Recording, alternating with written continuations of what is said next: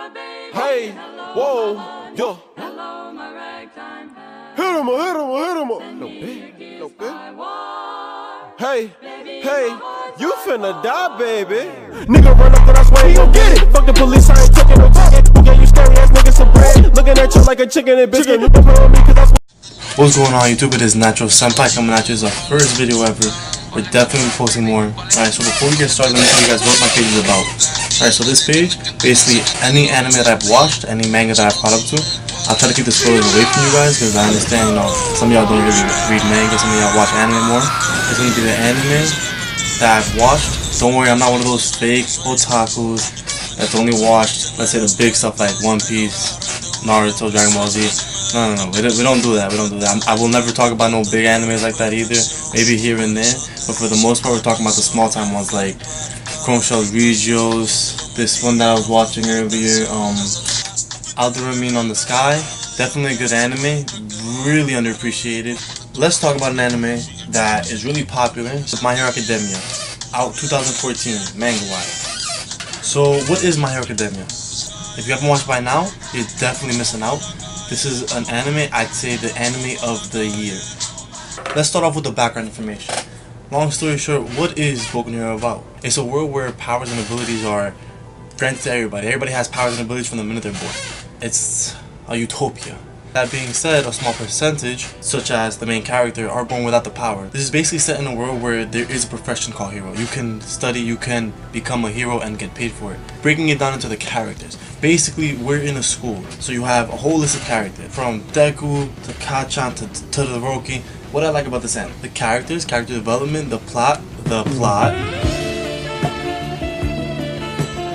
So, I'm a huge fan of shonen animes. I'm a huge fan of the underdog. If you're a huge fan as well, if you can relate to me, yo, this is the anime that you need to be watching if you are not already watching. I'm one of those big fans that love watching the main character struggle to get to the top, and this is the one. When I tell you this is the one, this is the one. This is the anime that will have your heart racing. Those sweaty moments, you can feel every ounce of the character's emotion. This is the anime. The main character, Deku, Midoriya. Why is everybody so fanatic about him? Deku was born without a power. His whole childhood, watching his best friend have powers. His whole childhood he spent dreaming on, taking notes. He's one of those really deep fans. My main favorite character, although it's not the main character, it's Mr. Aizawa.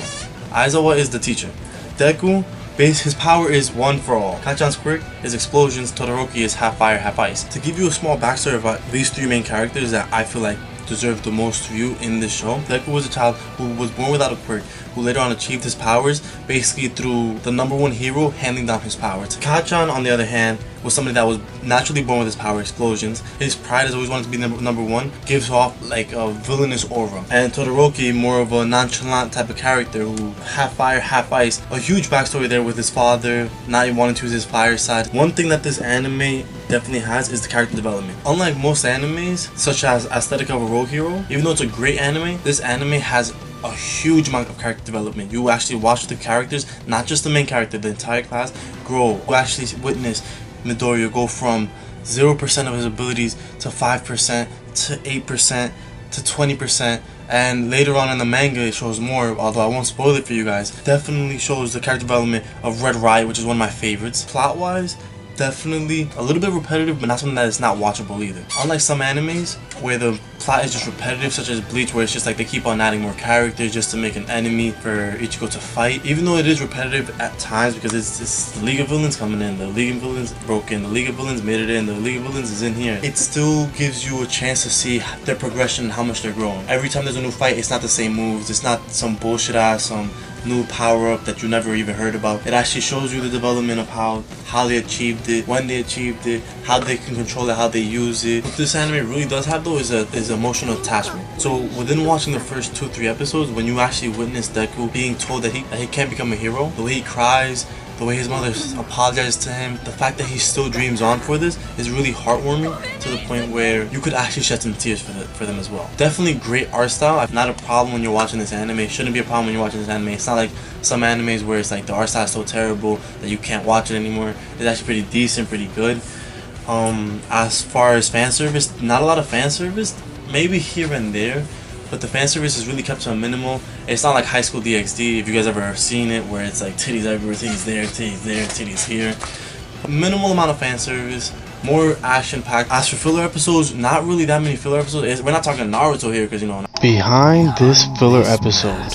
Behind that mask Is another filler episode. Pretty cool, huh? Unlike most short-running animes, it's not like Deku can just defeat everybody. Deku actually takes some losses, a lot of losses at that, and so does the entire class. A big example of that is how the number one hero is slowly deteriorating. How the number one hero got into a fight, and because of a really critical injury, he can't hold his ability for any longer than a couple of hours, which is actually very realistic. You can see when there's a difference between the villain and the hero. You can see when there's a difference between Deku and somebody else. Now let's talk about how long do I think this series will last. This series has a good chance of being a long-running anime simply because of the fact that the way they set it up, the way they actually came about this, they didn't start it off like another anime where he goes from 0 to 100 in less than a couple of episodes. They started off with he's at 0, he has to train to get to this level, and then continuously train to get this level to the final level, which the final level in this case will be the opposite to his ability. He has 1 for all, the enemy will be all for 1. As of right now, since he can only use less than 20% in the anime, and it's already been 3 seasons, you can obviously tell that's going to last at least a couple years to come. Overall, this is really great anime. I definitely would rate it as one of the best ones of the year. I'll leave a link below in the description so you can watch this anime on 9anime.is.